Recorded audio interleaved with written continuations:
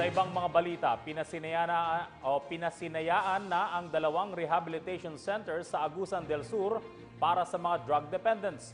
Ayon sa lokal na pamahalaan ng probinsya, isang tulong ang pagpapatayo ng mga rehab facility sa kasalukuyang kampanya ng gobyerno laban sa ipinagbabawal na gamot.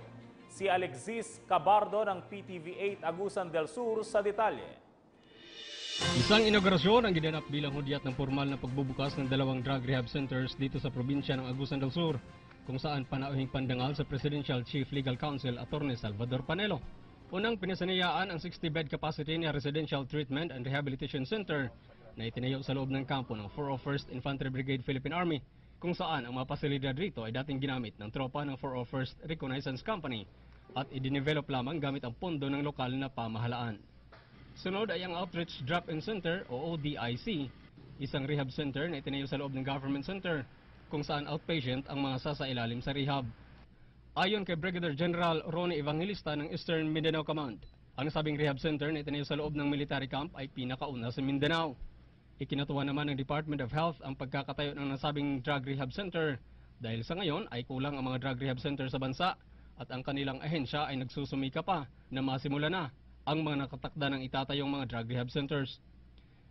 Sinabi ni Atty. Salvador Panelo, nakakagulat man ang bilang ng mga Pilipinong nalulong sa illegal na droga, mas kailangan ngayon ang pagkakaisa ng mga lokal na pamahalaan para suportahan ang programa ng Administrasyong Duterte kontra droga. I'm very happy na may nangyayari, nagpapakita itong Agusan ng ehemplo sa paggawa ng rehabilitation centers.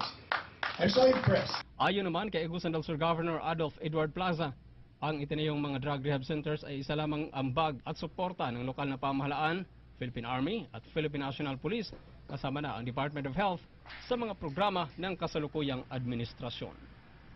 Mula dito sa lalawigan ng Agusan del Sur, para sa PTV News, Alexis Cabardo.